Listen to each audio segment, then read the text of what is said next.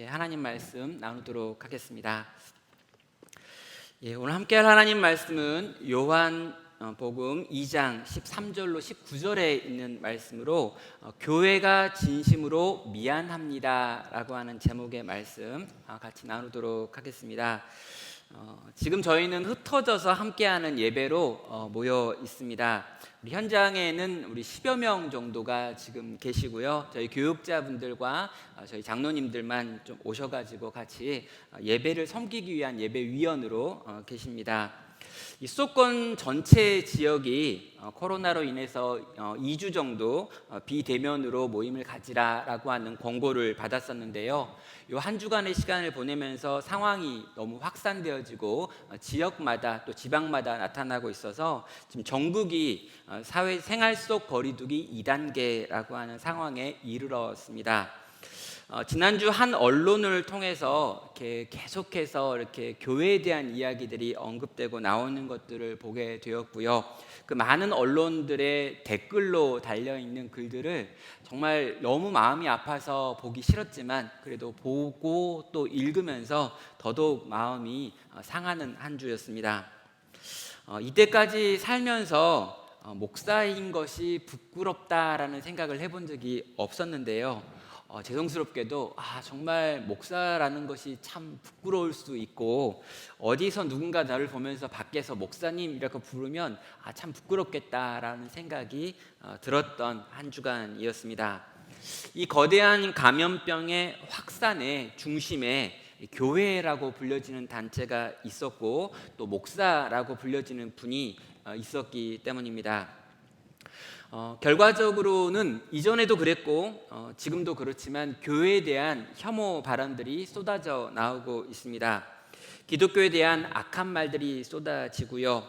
교회나 또 교회를 다니는 성도를 바라보는 세상의 시선이 차갑기 그지없는 시간들을 보내고 있습니다. 저는 늘 교회에 있고요. 저는 늘 성도들과 함께 있기 때문에 이런 시선이나 이런 말들을 직접 들을 기회는 거의 없는 것 같습니다. 그러나 직장 생활을 하시는 분들, 또 학교를 다니는 사람들, 여러 가지로 안 믿는 사람들과 함께 많은 시간을 보내는 분들은 이 교회에 대한 차가워진 시선들, 너도 교회 다니냐라고 하는 말들을 종종 듣고 굉장히 힘들고 어려운 시간을 보냈다라는 것들을 들을 수 있었습니다. 특별히 믿지 않는 배우자, 또 믿음이 없는 우리 자녀들을 바라보시며 어떻게 해서건 간에 이 자녀들에게 기독교 신앙을 보여주고 교회에 초청하고 싶었던 분들의 마음은 얼마나 어려웠을까라는 생각을 하게 되는 한 주였습니다. 우리가 이제 교회를 가자, 이제 신앙을 갖자, 예수를 믿자라고 말하기가 얼마나 힘들까, 또 힘들어질까라는 생각이 들어서 한 주 내내 마음이 답답했습니다.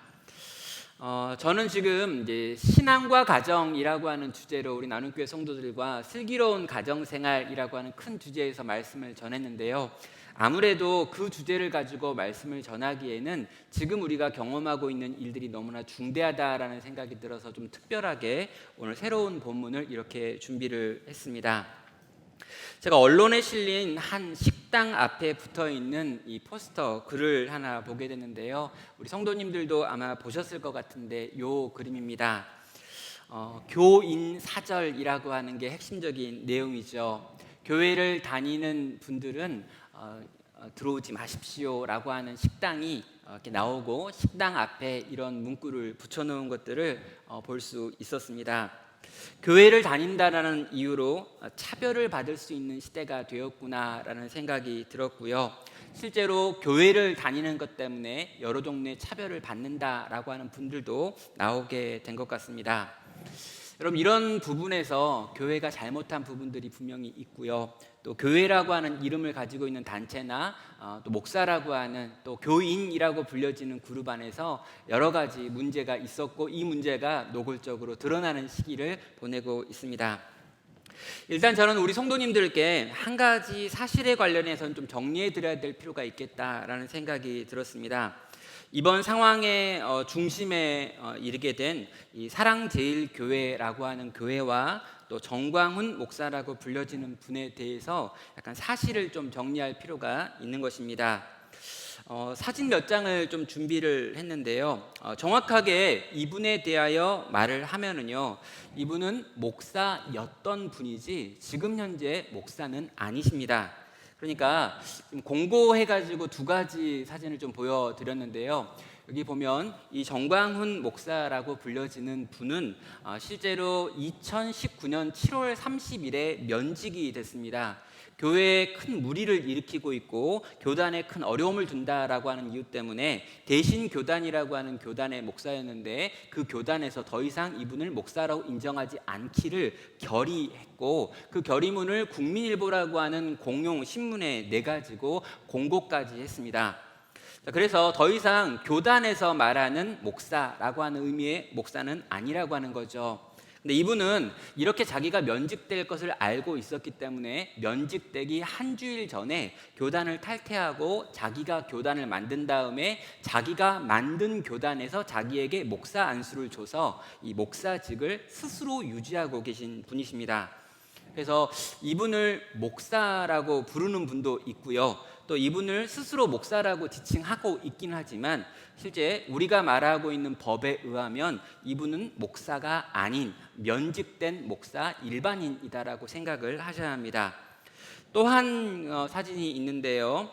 여기 보시면 우리가 꽤 글씨가 작아가지고 잘 안 보이시는데 어떤 내용이냐면 2020년 2월 13일에 나와 있는 문서인데요. 2020년 2월 13일에 지금 이 정광훈 목사라고 하는 분에 대해서 이단성이 있다, 또 이단과 관련해 가지고 연구가 필요한 분이다라고 해가지고 주요 교단 8개 교단의 이단 대책위원장들이 직접 사인을 해가지고 요번 한 학기 동안 이분에 대해서 연구해서 이번 가을에, 그러니까 9월과 10월에 있는 전체 교단 회의 때, 총회라고 불려지는 이 회의 때 이분이 이단이다 아니다에 대해서 우리가 이제 판정을 하겠다라고 하는 내용이 이제 발표가 됐습니다. 그러니까 또 이 근거를 가지고 올 가을에 이분은 원래 이단으로 규정이 될 예정에 있었던 분이라는 거죠. 그러니까 이분은 한국을 대표할 만한 목사도 아니시고요. 실제로 목사도 아닐 수 있는 분이다라고 하는 부분을 먼저 좀 사실 관련해 가지고 좀 정리를 한번 해드립니다. 자, 여기까지 좀 정리를 하면은요, 실제로 이분을 목사라고 인정하기가 어렵고 이분이 섬기고 있는 사랑제일교회를 정말 사랑을 제일로 여기는 이 땅에 하나님 말씀을 붙들고 살아가는 교회 공동체다라고 말하는 것도 굉장히 어렵다는 부분을 정리해 드립니다. 그런데 그렇다고 해서 우리가 자유하냐라고 말하면 또 다른 것 같습니다. 그 목사와 그 교회는 우리와 다른 사람이고 우리와 다른 공동체다라고 선을 긋고 우리는 건강한 교회고 아주 상식적인 공동체다라고 말할 수 있느냐라는 질문에 있어서 우리는 또 떳떳하게 고개를 들고 그렇다라는 대답을 하기에는 어렵다라는 것이죠. 교회라고 불려지는 공동체가 이 사회에 엄청난 위협을 가했다라고 하는 부분에 있어서 동일한 아픔을 느껴야 되고 동일한 미안함을 가져야 하는 것입니다. 그래서 오늘 말씀의 제목을 뭘로 정할까라고 고민을 하다가 교회가 진심으로 미안합니다라고 하는 제목으로 말씀을 붙였습니다. 그리고 교회의 양쪽 문 출입구에 교회가 진심으로 미안하다라고 하는 이 포스터를 붙여서 지나가는 분들에게 안내를 하고 있기도 하지요. 우리 한 사람 한 사람이 교회이고요. 우리 한 사람 한 사람이 하나님의 말씀을 붙들고 이 땅을 살아가야 되는 사람이다라고 하는 측면에서 여전히 우리 안에 이런 다른 공동체, 이런 공동체가 가지고 있는 특징들이 이미 있었고 또 가지고 있었다라는 부분들, 우리만 잘하면 되고 우리만 괜찮으면 된다라고 하는 생각들이 있었다는 걸 인정하며 교회가 참 죄송합니다라고 하는 말을 할 수밖에 없는 시대가 바로 지금 우리의 시대인 것입니다. 한 사람 한 사람 우리 성도로서 이 땅을 살아가시면서요, 또 교회로 세상에 들어가서 살아가시는 우리 성도님들께 부탁드립니다. 무엇이 옳고 무엇이 틀리고 이것이 무슨 탄압이고 이것이 우리를 어렵게 하는 것이다 라고 하는 생각보다 먼저 우리는 죄송해야 되고 미안해하고 이 땅에 있는 교회 공동체의 일원으로서 이 죄송한 마음을 품고 자중하는 시간이 지금 우리가 있어야 될 시간이라는 것이죠. 자, 그런 의미에서 우리가 함께 읽었던 이 말씀 가운데 있는 이 성전을 허물라라고 하는 명령이 과연 어떤 명령인지에 대해서 같이 한번 살펴보는 시간을 갖도록 하겠습니다. 때는 6월절이었습니다. 이스라엘 백성들이 가장 많이 모이는, 또 성전에 가장 많은 사람들이 찾아오는 그 시기였죠. 예수님과 제자들도 함께 6월절 절기에 맞춰 예루살렘 성으로 올라갔습니다. 그리고 그 성의 중심에 있는 성전에 갔죠. 거기서 예수님은 제사에서 제물로 사용할 소와 양과 비둘기를 파는 장사꾼들을 만나게 되고요. 성전에서 사용하는 성전세를 내기 위해 썼던 이 두로 운전을 환전하고 있는 환정상들을 보게 됩니다. 예수님께서는 이 짐승들을 다 내쫓고 상을 엎고 계시지요. 그리고 이 환전상들과 장사꾼들 전부를 이 성전에서 내어 쫓습니다. 여러분 16절을 보면요, 비둘기 파는 사람에게 이르시되 이것을 여기서 가져가라, 내 아버지의 집으로 장사하는 집을 만들지 말라 하시니 라고 말합니다. 예수님께서는 지금 여기에 있는 그들의 하는 모든 행동들이 아버지의 집을 장사하는 집으로 만드는 행동들이었다라고 책망하고 있습니다. 그런데요, 요한은 여기서 장사하는 집이었다라고 이야기하는데요, 다른 마태와 마가와 누가는 여기를 강도의 소굴로 만들고 있다라고 하면서 그들을 쫓아내셨다라고 밝히고 있습니다. 여러분, 일반적으로 우리가 알고 있는 예수님은요, 참 온유하신 분이십니다. 그분은 쉽게 성질을 부리는 분이 아니십니다.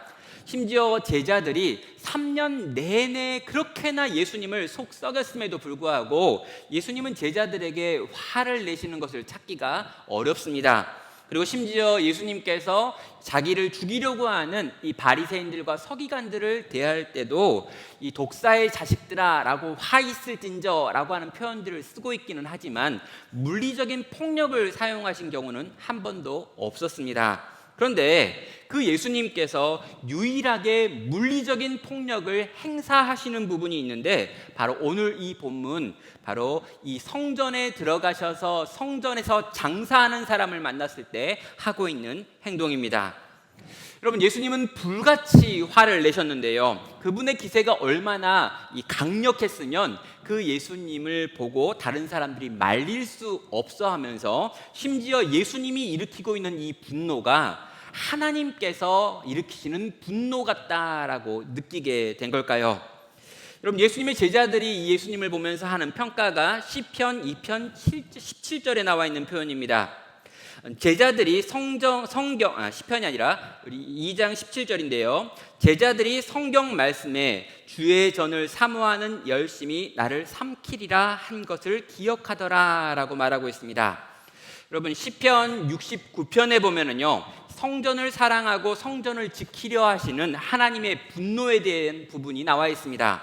그런데 이 하나님께서 성전을 지키기 위하여 분노하시는 것처럼 예수님께서 그 성전 때문에 분노하셨다라고 지금 제자들은 느낀 것입니다. 여러분, 지금 이 예수님께서 이토록 분노하시면서 지금 그 성전을 깨끗하게 하시는 일이 일어난 것이죠.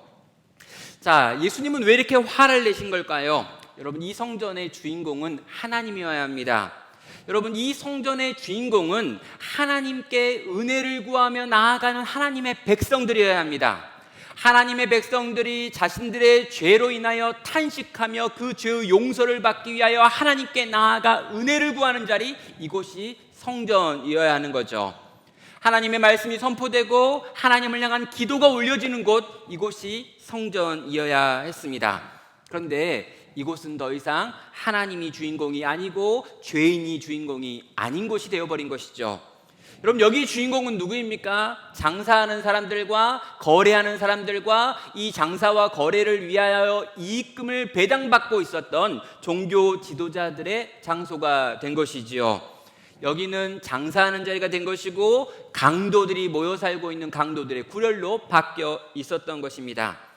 참으로 하나님을 예배해야 되는 곳인데 그 하나님 아닌 것을 예배하는 곳이 되어 있는 이 성전을 보시면서 예수님께서 분노하고 이 분노가 당신의 행동으로 드러나고 표현된 것이 바로 오늘 본문 2장의 사건인 것입니다. 여러분, 예수님은요, 성전을 지독하게 사랑하셨습니다. 그리고 이 성전이 회복되기를, 이 성전이 온전하기를 간절히 바라셨던 분이었던 것이죠.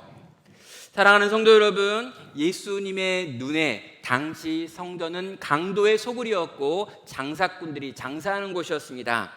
그렇다면 여러분, 이 예수님의 눈에 오늘날 우리가 모여 있는 성전이라고 부르는 교회는 과연 어떤 모습으로 보이게 되는 걸까요? 정말 예수님의 눈에도 교회가 귀할까요? 여러분, 우리가 보기에, 우리가 생각하기에 교회가 너무너무 아름답게 지어져 있고 너무너무 멋지게 만들어져 있고 교회의 조직은 잘 되어 있고 교회의 음악은 잘 짜여져 있고 여러 가지가 참 좋아 보인다 해도 우리 주님이 보시기에도 교회는 과연 보시기에 참 좋다라고 불려질 만한 그런 곳일지에 대하여 우리는 질문하게 되는 것입니다. 자, 그런 예수님께서 이제 그 성전에서 나오셨습니다. 그리고 유월절 절기로 예루살렘에 올라와 있는 유대인들 중에 일부가 이 예수님의 그런 행동에 대하여 질문을 하지요. 도대체 당신에게 무슨 권위가 있어서 그런 일을 했느냐라고 하는 질문입니다. 그 질문에 대해서 19절에서 예수님은 이렇게 대답합니다. 예수께서 대답하여 이르시되 너희가 이 성전을 헐라 내가 사흘 동안에 일으키리라 라고 말씀하고 있습니다. 여러분, 이 성전을 헐라라고 하는 말이 예수님의 입에서 나온 것이지요. 그럼 방금 전까지 성전에 들어가셔서 이 성전이 더럽혀진 것을 보고 분노하시며 성전을 뒤집어 엎으시며 성전을 청결하게 했던 분이 이 성전에서 나오자마자 그 성전을 바라보면서 그 성전을 헐어버려라 라고 하는 말씀을 하고 있는 것입니다. 여러분, 이 성전은요 36년 동안 지어진 성전입니다. 여러분, 헤롯 대왕이라고 하는 당시의 권력자가 어떻게 해서건 간에 유대인들의 마음을 얻기 원해서 거대한 이 사업을 열어가지고 많은 돈과 힘과 세월을 들여 만든 굉장히 아름답고 훌륭한 고대사회의 건물이었죠. 그래서 사람들은요 이 성전을 자랑했습니다. 이 성전이 너무너무 좋았습니다. 그리고 이 성전에 들어가기만 하면 뭔가 은혜를 받는 것 같았습니다. 그리고 이 성전에서 드려지는 제사는 특별한 제사라고 생각을 했고 이 성전에서 하나님께 나아가면 하나님이 우리의 기도를 받으시고 우리를 지키신다라고 확신했었지요. 그런데 그 성전을 바라보시면서 예수님께서는 그 성전을 허물라라고 명령하셨다는 것입니다. 사랑하는 성도 여러분, 왜 예수님께서는 이런 말씀을 하고 있는 걸까요? 여러분, 이 성전을 사랑하시는 예수님, 성전 때문에 분노하시고 성전을 뒤집어 엎으시면서 깨끗하게 만드신 예수님께서 이 성전을 허물라라고 명령하셨던 그 이유는 무엇인지에 대하여 우리는 생각해야 되는 것입니다. 여러분, 예수님께서는요 지금 이 성전을 보시면서 이 성전 이후에 어떤 일이 벌어질 것이며 그리고 이 성전이 어떻게 되는 것이 더 성전을 지키는 방식인가에 대하여 정확하게 알고 계신 것입니다. 이 성전을 헐면 어떤 일이 벌어질까요? 내가 사흘 동안에 일으키리라 라고 하는 주님의 말씀이 이어지고 있습니다. 이 말씀은 죽은 지 사흘 만에 부활하시겠다라고 하는 예수님의 부활에 대한 말씀이시죠. 여러분, 이 옛 성전이 무너지면, 이 옛 성전의 시대가 끝나면 이 옛 성전의 시대가 끝난 것과 동시에 새 성전이 나타날 것인데 그것이 바로 나다라고 이야기하고 있는 것입니다. 그래서 내가 이제 새로운 성전으로 너희 가운데 올 터인데 내가 너희 가운데 와가지고 새로운 성전이 되어서 너희와 함께 교제하며 하나님을 향해 나아갈 수 있게 만들 것인데 이 나와 내가 만들 성전의 가장 큰 방해자가 옛 성전이기 때문에 이 성전을 허물고 새로운 성전인 나를 향하여 와야 한다라고 새로운 성전의 시대를 말씀하고 있는 것입니다. 예수님께서는 자신의 죽음과 부활로 이 땅 가운데 임할 새로운 성전 시대를 지금 여기 모여 있는 사람들에게 가르친 것이지요. 그리고 이렇게 새로운 성전이 오기 위하여 너희는 옛 성전을 무너뜨리는 일을 감당해야 한다라고 가르치고 있는 것입니다. 성도 여러분, 예루살렘 성전은 이전에는 가장 중요한 곳이었습니다. 여러분, 이 예루살렘 성전은요, 이전에 하나님 나라 백성들에게는 가장 소중한 하나님과 교제하는 장소였습니다. 그런데 이제는 아니라는 거죠. 새로운 성전 대신 예수님이 이 땅 가운데 오셨기 때문에 그가 새로운 성전으로 하나님과의 교제의 길을 열기 때문에 이제 더 이상 이전 성전이 해야 될 역할이 끝났고 이전 성전을 통해서는 구원받을 수 없다라고 하는 것을 이렇게 과격한 방식으로 이 성전을 허물라라고 하는 말로 가르쳐 준 것입니다. 사랑하는 성도 여러분, 오늘날 우리는 또 이 땅에 있는 교회는 생명처럼 지키고 있었던 교회의 전통들이 무너지는 것들을 경험하고 있습니다. 여러분, 우리 어르신들은요, 이런 이야기들을 들을 때마다 너무 어렵고 힘들 것입니다. 정말 나는 목숨처럼 주의를 성수했다라고 하시는 분들이 있으십니다. 여러분, 교회는 반드시 밥을 먹어야 된다라고 했던 분들이 있습니다. 여러분, 어릴 적 참 신기하게도요, 교회에서 주는 밥은 신기하게 맛있었습니다. 반찬이 별로 없는데도 불구하고 교회에서 먹는 밥은, 교회에서 먹는 국수는 늘 맛있었다라고 하는 기억이 있어요. 왜냐하면 좀 조금 주고 한 배고플 때 먹었고 뭐 그런 것도 있었을 것 같습니다. 그럼 얼굴과 얼굴을 맞대고 함께하는 신방은 너무나 중요한 것이었습니다. 여러분, 소리를 내어서 하는 기도, 여러분 얼마나 좋습니까? 성도가 함께 모여서 올려드리는 찬양 얼마나 좋습니까? 여러분, 시시때때로 있는 부흥회와 사경회 같은 것들이 얼마나 중요한 것들이었습니까? 그리고 여러분, 우리가 함께 모여서 성찬을 나누는 시간은 얼마나 고귀하고 존귀한 시간입니까? 여러분, 이제껏 한국 교회가 이 땅에 세워진 이래로 우리가 잘 지켜왔고 그것을 통해 누렸던 큰 은혜가 있었던 부분들 많이 있었는데요, 그런 것들이 이번에 이 코로나 상황을 경험하면서 지킬 수 없어진 것들이 너무나 많습니다. 함께 모이는 것이 기피되어지는 시기이고요, 찬양하거나 기도할 때 큰 소리를 내는 것을 조심해야 되는 시기입니다. 여러분, 이전에 우리가 너무나 중요하게 생각했던 것들인데 그 중요한 것들을 지킬 수 없는 시간들이 잠깐일 줄 알았는데 그것들이 굉장히 길어지고 있고 실제 언제 끝날지 잘 모르겠다라고 하는 생각이 드는 시간들을 보내고 있습니다. 과연 그렇다면 우리는 이런 시기, 우리가 이전에 붙들고 있던 많은 것들이 무너지는 시기를 어떻게 지나가야 되는 걸까요? 여러분, 성경을 보면은요, 이 성전이 무너지는 걸 경험했던 구약의 백성들이 있고요, 또 한 번 성전이 무너지는 걸 경험하는 신약의 백성들이 있습니다. 여러분, 우리가 생각하는 이 시기에 느끼는 이 무너짐보다 훨씬 더 심각한 성전의 무너짐, 신앙의 중심이 무너지는 걸 경험했던 세대가 있는데 그 세대가 어떻게 그 기간을 통과했는지, 그리고 그 시간에 그들이 무엇을 남겼는지를 한번 구약과 신약에 있는 교회의 예를 들어서 생각해 보겠습니다. 여러분, 구약에서 보면은요, 주전 586년에 바벨론이 남유다를 침공해서 완전히 멸망시키고 성전을 허물어 버리고 모든 이스라엘 백성 대부분을 바벨론으로 끌고 가는 사건이 있었습니다.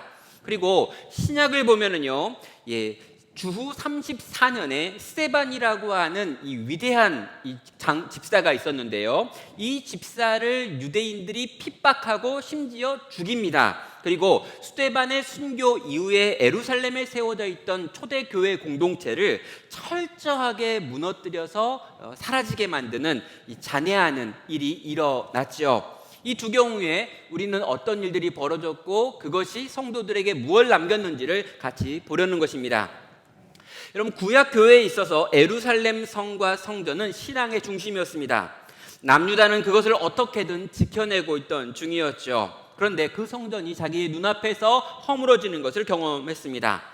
하나님의 임재를 상징했고 하나님께 죄를 받으려면 반드시 가야 되는 곳이 성전이었는데 그 성전이 무너졌습니다.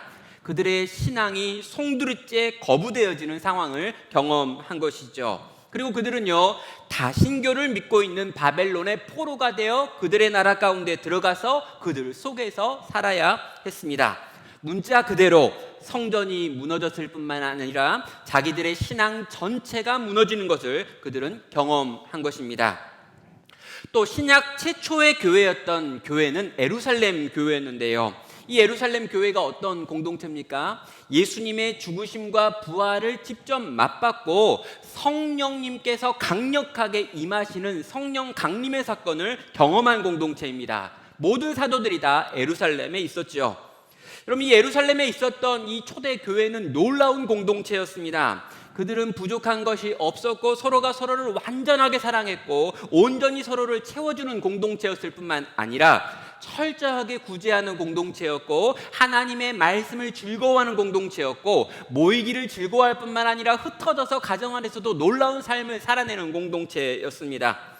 우리가 생각하는 이상적 공동체가 어떤 공동체냐라고 물어보면 우리는 이 초대교회, 초대 예루살렘 교회 공동체다라고 말하고 많은 사람들이 우리가 추구해야 될 교회를 이 교회로 생각합니다. 그런데요, 이 예루살렘 교회 공동체가 이 AD 1세기에 가장 아름답고 영광스러웠던 교회 공동체가 스데반의 순교 이후에 유대인들의 핍박을 받아 온 땅으로 흩어지게 되었습니다. 여러분, 나쁜 교회가 흩어진 게 아닙니다. 스데반이 이상한 말을 했기 때문에 흩어지는 게 아닙니다. 정말 좋은 교회였고 스데반은 훌륭한 설교자였고 전도자였는데 가장 훌륭한 교회와 가장 훌륭한 사람 때문에 교회가 핍박을 당해서 온 땅으로 흩어지는 일들이 일어난 것이죠. 여러분, 그토록 사랑했던 교회가 뿔뿔이 흩어지는 걸 경험했습니다. 그리고 뿔뿔이 흩어진 사람들이 이제 어떻게 이 땅을 살아야 될지 막막했을 거라고 저는 생각을 합니다. 성도 여러분, 성전이 무너진 구약 공동체는 끝난 것 같았습니다. 그런데 끝나지가 않지요. 또 예루살렘 교회 공동체는 신약 교회로서 사라져버린 것 같았습니다. 그런데 사라지지 않습니다.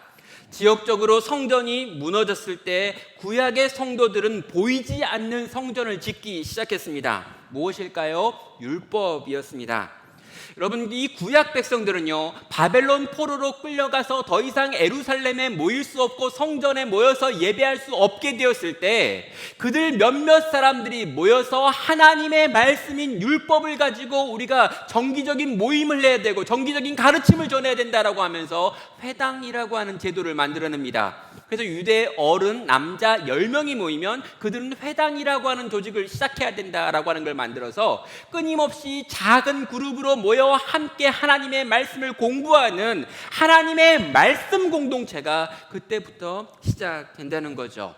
그리고 여러분, 우리가 알고 있는 초대교회는 어떻게 합니까? 여러분, 예루살렘에 모여가지고 너무너무 행복하고 완벽한 공동체를 이뤘던 그들은 뿔뿔이 흩어집니다. 그런데요, 뿔뿔이 흩어지는 그 예루살렘 교회 공동체는 사도행전 8장 4절을 보면 그 흩어진 사람들이 두루다니며 복음의 말씀을 전할세라고 이어지고 있습니다. 그들은 흩어져서 두루다니며 복음의 말씀을 전했습니다. 그리고 그들이 복음의 말씀을 전하면서 그들이 가는 땅, 그들이 선 땅, 그들이 거주하는 땅에 교회 공동체를 세우기 시작한 것이죠. 예수님께서 그들에게 명령하셨던 온 유대와 사마리아와 땅 끝에 복음이 전해지는 역사가 그들이 흩어졌을 때, 그들이 견고하게 붙잡고 있었던 예루살렘 교회 공동체가 무너졌을 때 만들어지게 되었다는 것입니다. 사랑하는 나눔교회 성도 여러분, 구약의 성전이 무너질 때, 신약의 예루살렘 교회가 무너질 때 참 교회인 성도들은 많이 고통하고 슬퍼하고 아파하고 분노했을 것입니다. 그리고 얼마 동안 우리가 어떻게 살아야 되는가, 어떻게 신앙생활을 할 수 있는가, 어떻게 우리의 믿음을 지킬 수 있는가에 대하여 진지하게 고민하고 숙고하며 힘들어했던 시간들을 보냈을 것입니다. 그러나 하나님의 교회는 절대 절망하고 낙심하고 무너지고 사라지지 않았다는 것이죠. 왜일까요? 우리 예수 그리스도께서, 우리 하나님께서 교회의 반석이 되시기 때문입니다. 여러분, 구약의 교회는 제의 중심의 교회에서 말씀 중심의 교회로 변화되었습니다. 여러분, 신약의 교회는요, 지역에 묶여 있었던 교회에서 온 세계에 복음을 전하는 선교적 교회로 변화되었습니다. 그리고 오늘날 저희 이 땅에 있는 이 교회 역시 이 코로나라고 하는 상황 속에서 이전의 교회의 모습을 지킬 수 없게 된 이 마당에 새로운 교회로의 변화를 우리 하나님께서 명하고 이끌고 계시다라고 하는 생각을 갖게 되었다는 것이죠. 사랑하는 성도 여러분, 교회가 이 시기를 보내면서 어떤 질문들을 해야 될까요? 크게 두 가지 정도의 질문이 있는 것 같습니다. 하나는 이 교회 공동체에게 있어서 장소는 무엇을 의미하느냐라고 하는 질문이겠죠. 여러분, 우리는요, 교회가 장소가 아닙니다, 교회가 건물이 아닙니다 라고 하는 말을 끊임없이 듣고 또 말하고 가르칩니다. 그런데 아무리 말하고 아무리 들려주고 아무리 이야기한다고 해도 우리의 마음의 중심에 교회는 늘 건물이었습니다. 그걸 어떻게 할 수 있나요? 여러분, 많은 사람들이 헌금을 하는 이유가, 또 많은 사람들이 무언가를 계획하고 뭔가에 대해 이야기할 때 이 교회의 건물을 만드는 것, 이 건물을 유지하는 것, 이 건물을 지키는 것, 어떻게든 더 크게 건물을 세우는 것이 마치 교회의 목적인 것처럼, 마치 이 땅에 있는 교회가 해야 될 가장 중요한 일인 것처럼 이제껏 달려왔기 때문입니다. 그래서 여러분, 멋진 건물을 지으면 이 건물 앞에서 사진을 찍는 거죠. 멋진 건물을 지으면 이 건물을 주보의 맨 앞에 화면에 집어 넣는 겁니다. 우리는 이렇게나 멋진 건물을 가진 훌륭한 교회다라고 하는 이야기를 하고 싶기 때문이죠. 그런데 여러분, 그렇게 멋진 교회 건물들, 멋진 건물들과 멋진 장소를 만들었는데 하나님께서 지금 어떻게 하고 계십니까? 지금 이 자리에는요 280명 정도가 앉아서 함께 예배를 드릴 수 있는 공간이 있습니다. 의자를 다 깔면 280명 정도가 있고요, 더 깔면 더 많이 앉을 수도 있어요. 그런데 이 감염병으로 인해서 지금 여기에 모여있는 분은 10분 정도밖에 모이지 못합니다. 그런데 여러분, 이 교회보다 훨씬 더 큰 건물을 가지고 있고 수천 명이 모이는 공간을 가지고 있는 교회는 사정이 다를까요? 다르지 않습니다. 그럼 이 예배를 진행하기 위하여, 예배를 돌아가게 만들기 위해서 20명까지로 한정되어 있습니다. 여러분, 10,000명이 모이는 홀을 가지고 있다 해도 이 홀에 들어올 수 있는 사람은 20명이 되지 않는다라고 하는 것이 지금이라고 하는 시간에 일어나는 일인 것이죠. 사랑하는 성도 여러분, 그 장소에 가면 그 장소는 은혜 받는 곳이고 그 장소에 가면 하나님께서 기름을 부어가지고 놀라운 일들이 일어난다라고 하는 그런 장소들의 개념이 철저하게 무너지는 시간이 지금 이 시기에 우리가 경험하고 있는 일이라는 것입니다. 또 하나 우리가 질문해야 될 건 뭐냐면요, 이전에는 우리가 같이 밥을 먹으면서 친해졌는데, 이전에는 우리가 함께 얼굴과 얼굴을 대면해가지고 친해졌는데, 함께 체육대회를 했는데, 함께 빡빡하게 모여들어서 뭔가 은혜를 나눴는데, 이제 우리는 어떻게 해야 되느냐라고 하는 질문이 있습니다. 여러분, 사회적 거리두기라고 하는 표현, 또 생활 속 거리두기라고 하는 표현이 여러분 신조어가 돼가지고 우리에게 지금 꽉 들려져 있고 지금 가장 많이 듣는 말이 그 말일 것입니다. 강력한 이 감염병을 예방할 수 있는 가장 효과적인 방법이 이 방법이기 때문이죠. 그런데 여러분, 사회적 거리두기, 생활 속 거리두기를 하다 보니까 여러분 생기는 병 중에 하나가 뭐냐면 코로나 블루라고 하는 병입니다. 우울증이죠. 그리고 이 우울증이 어디서 나왔냐면요, 소외라고 하는 것에서 나옵니다. 만나지 못하고 교제하지 못하고 서로가 서로에게 마음을 터놓을 수가 없고 얼굴을 못 보기 때문에 우리는 이러한 종류의 우울증을 경험한다는 거죠. 그런데 여러분, 우리 다시 한번 물어봐야 합니다. 예전에 우리가 모일 때는 우리가 소외감을 느끼지 않았을까요? 예전에 우리가 모였을 때는 우울하지 않았던가요? 여러분, 우리가 지금 모이지 못하기 때문에 이렇게 서로가 서로에 대한 소외감을 느끼는 걸까요? 어떤 분들은 이야기합니다. 우리가 모이지 못하기 때문에 그렇다. 그런데 여러분, 어쩌면요, 이전에 우리가 많이 모였을 때도 많이 모여 있는 중에 우리는 소외감을 느끼지는 않았던가요? 많이 모여 있고 많은 사람들이 웃고 있고 함께 밥을 먹고 있었지만, 그러나 저 사람이 누군지 나는 모르고 또 내가 누군지 저 사람에게 전혀 말하지 못했던 그런 관계로, 그런 피상적인 관계로 한 주 한 주 살아가고 있던 게 우리들의 모습은 아니었던 건가요? 여러분, 우리는 함께 모여야 한다고 이야기합니다. 우리는 지금 모일 수 없기 때문에 친해질 수 없고 관계 맺을 수 없고 교제가 끊어졌다고 이야기합니다. 그런데 여러분, 우린 다시 물어봐야 한다는 것입니다. 정말 모이면 해결되는 문제인가?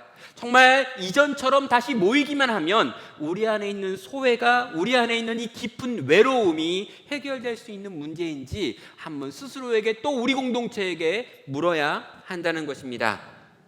물리적 거리를 뛰어넘어서 새로운 방식으로 서로가 서로를 알고 배우고 경험하고 서로의 필요를 채우는 그런 일들이 일어날 수 있는 시대가 지금이 아닌가라고 하는 질문을 던지게 되는 것이죠. 사랑하는 성도 여러분, 이런 시기를 살아가면서 우리는 어디로 나아가야 되는 걸까요?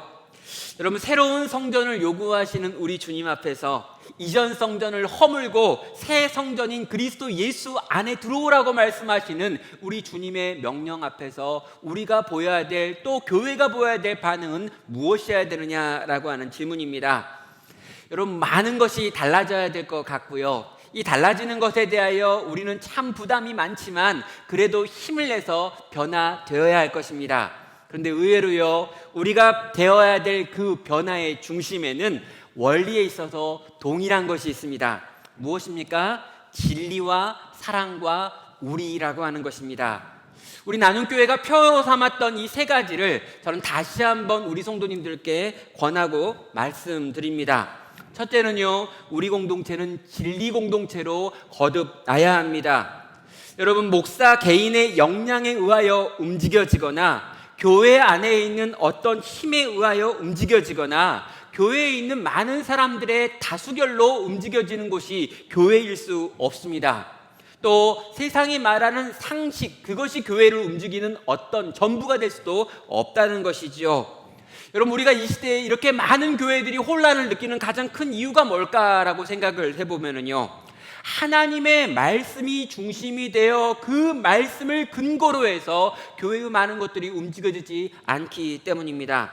어떤 사람이 가지고 있는 정치 색깔이 교회를 움직입니다. 어떤 사람이 가지고 있는 잘못된 생각이 교회를 움직입니다.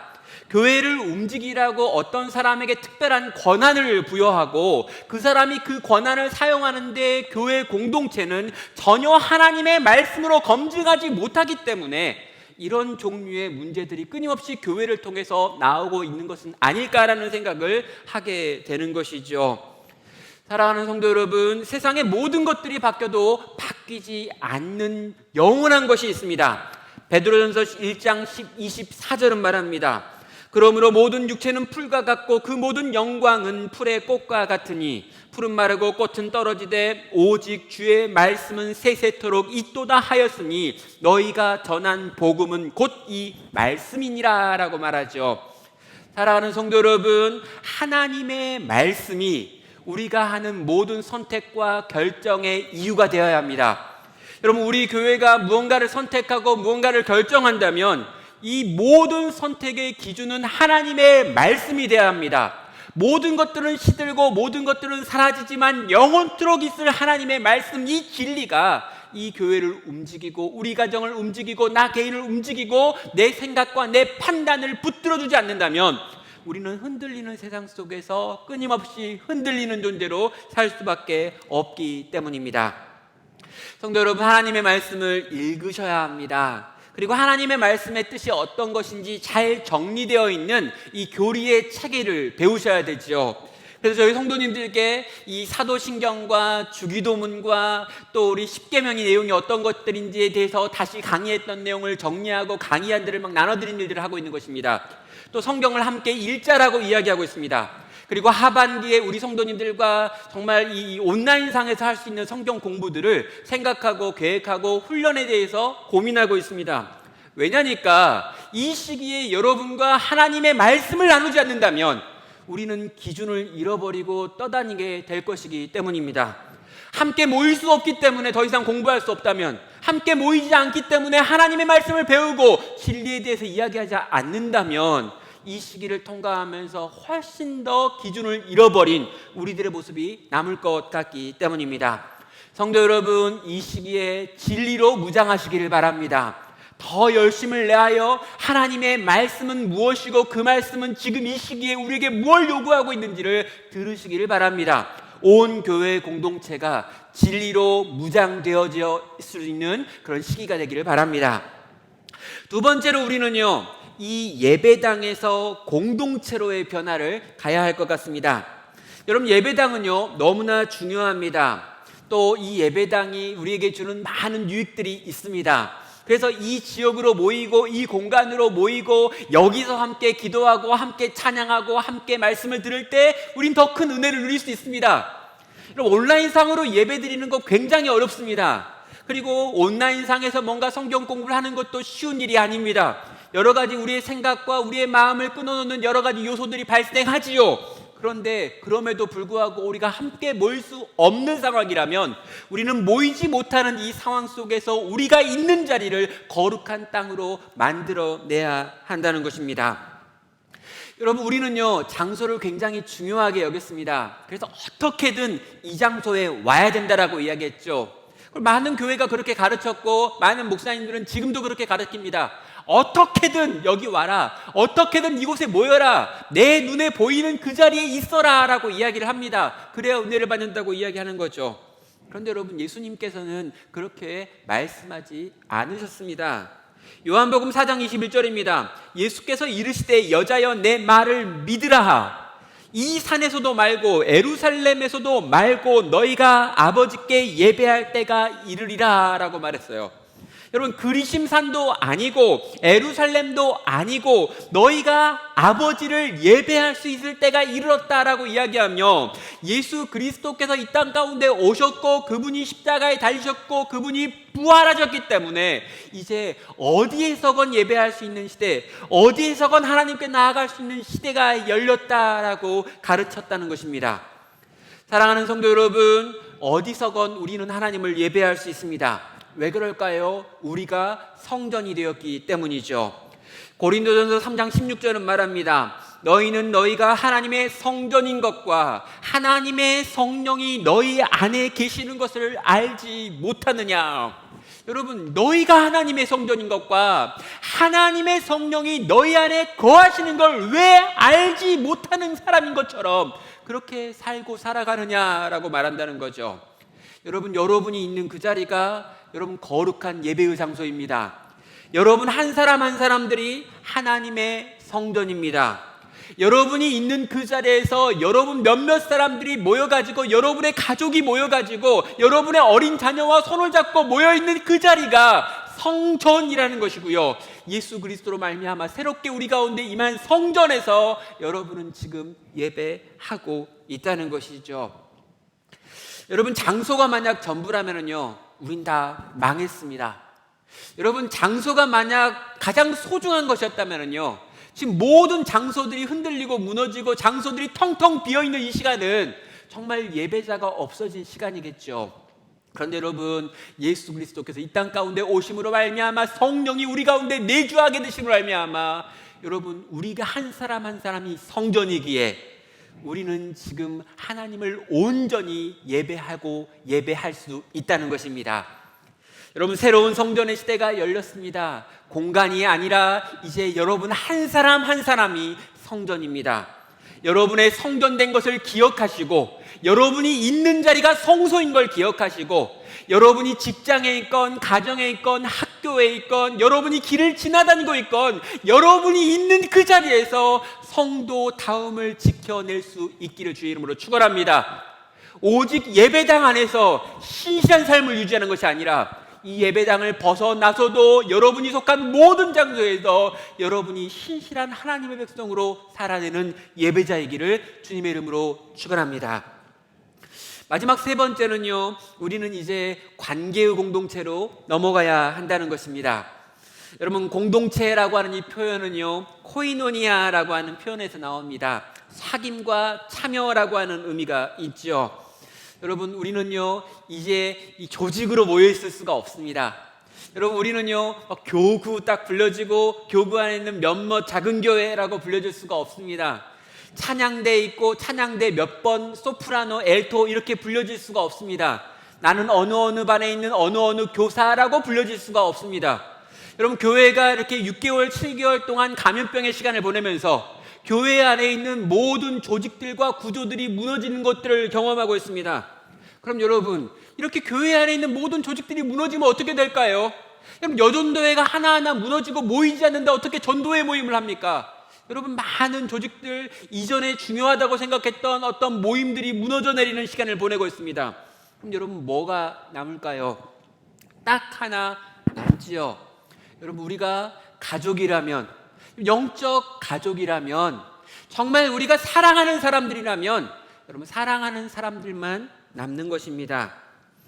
여러분, 장소 중심적인 신앙, 조직 중심적인 신앙, 내가 어느 부서에서 뭘 하고 있다라고 하는 곳에서 나의 정체성을 찾았던 신앙에서 우리는 관계 중심의 신앙으로 넘어갈 수밖에 없는 거죠. 여러분, 제가 우리라고 하는 말을 가르치면서요, 우리 성도님들에게 이 우리의 뜻을 이렇게 말했습니다. 함께 한 자리에서 한 목적 때문에 같은 소리를 내는 사람들이라고요. 여러분, 우리는 그런 사람들입니다. 여러분, 우리는 계속해서 공동체가 중요하다고 이야기했고요, 우리는 공동체가 되어야 한다고 이야기했고요, 작은 교회는 서로가 서로를 바라보고 서로 사랑하는 공동체가 되어야 되고, 서로의 죄와 싸우는 공동체가 되어야 되고, 서로의 연약함을 돌보는 공동체가 되어야 한다고 가르쳤습니다. 그런데 막상 한 건물 안에 모여가지고 함께 있으니까요, 그리고 다 멀쩡한 모습만 보여주는 곳에 모여있다 보니까요, 우리는 실제로 한 번도 서로가 서로의 모습을 진지하게 보고 아픔을 공감하고 아파하고 힘들어하고 서로의 필요를 돕지 못했을 수도 있었던 거죠. 그런데 이 코로나의 시간을 보내면서 우리는 뿔뿔이 흩어졌습니다. 그리고 여러분, 흩어지고 나니까 어떤 일들이 벌어집니까? 여러분, 일주일 내내 한 번도 연락 오지 않는 걸 경험하고요, 일주일 내내 한 번도 연락하지 않는 날을 경험합니다. 우리가 공동체라고 이야기했지만 실상은 공동체가 아니었구나라고 하는 걸 경험하고 느끼면서 깊은 소외감을 느끼고 있는 거죠. 내가 이 교회에 5년을 다녔고 10년을 다녔지만 일주일이 지나도록 한 번도 보고 싶은 사람이 없고, 대화하고 싶은 사람이 없고, 전화하고 싶은 사람이 없고, 만나서 손잡고 기도하고 서로 끌어안고 싶은 사람이 없다, 또 내게도 없고 나를 그렇게 생각하는 사람도 없다는 걸 느끼며 우리는 고민해야 한다는 것입니다. 히브리서 3장 12절은 이렇게 말합니다. 형제들아, 너희는 삶과 혹 너희 중에 누가 믿지 아니하는 악한 마음을 품고 살아계신 하나님께서 떨어질까 조심할 것이요, 오직 오늘이라 일컫는 동안에 매일 피차 권면하여 너희 중에 누구든지 죄의 유혹으로 완고하게 되지 않도록 하라 라고 말하고, 여러분, 히브리서 3장에서 히브리서 기자가요 이렇게 말합니다. 오직 오늘이라고 하는 동안에 매일 피차 권면하여서 너희 중에 누군가가 믿음에서 떨어질까봐 권하고 고민하고 세워줘야 되는 일들을 해야 되지 않겠느냐라고 말하죠. 여기 강조가 뭡니까? 예, 오직 오늘 매일 피차라고 하는 표현입니다. 여러분, 서로가 서로를 권면하고 서로가 서로를 지켜주고 서로가 서로를 돕고 서로가 서로에게 죄와 싸우기를 권하고 넘어지고 쓰러지고 자빠지지 않도록 하는 일들이 초대교회 공동체 안에서는 끊임없이 일어났다라는 것입니다. 사랑하는 성도 여러분, 이 코로나의 시기를 보내면서 이 땅의 교회는 민낯을 드러내고 있습니다. 그리고 여러분, 이 땅의 교회들은 민낯을 드러내지만 우리 교회는 좀 괜찮지 않느냐라고 말씀하시는 분이 있습니다. 그리고 괜찮은 부분도 물론 분명히 있습니다. 우리 성도님들 너무너무 훌륭하시고요, 너무너무 애쓰시고요, 수고하시는 모습 알겠습니다. 그런데 그럼에도 불구하고 여러분, 많은 부분에서 우리는 예수님께서 진짜 원하시는 새 성전이 되어 있지 못하다라고 하는 것을 이렇게 지금 경험하고 있는 듯 합니다. 사랑하는 성도 여러분, 모든 것이 무너지는 이때 여러분, 새 성전인 예수 그리스도께서 우리를 부르시며 너희가 새 성전이 될 것을 요구하고 계십니다. 이 시간을 통과하면서 부서뜨려야 될 이전 것들을 부서뜨리고 새로운 성전으로 새롭게 일어나시고, 그래서 진리로 나를 무장하고 이 공간을 벗어나서 어느 자리에서건 하나님을 예배하며 그리고 우리가 진짜 하나가 되어 공동체, 서로가 서로를 피차 뜨겁게 사랑할 뿐 아니라 격려하여 세우는 공동체가 되기를 결단하고 다짐하고 그렇게 살아갈 수 있는 우리 모든 성도 되시기를 주님의 이름으로 축원합니다.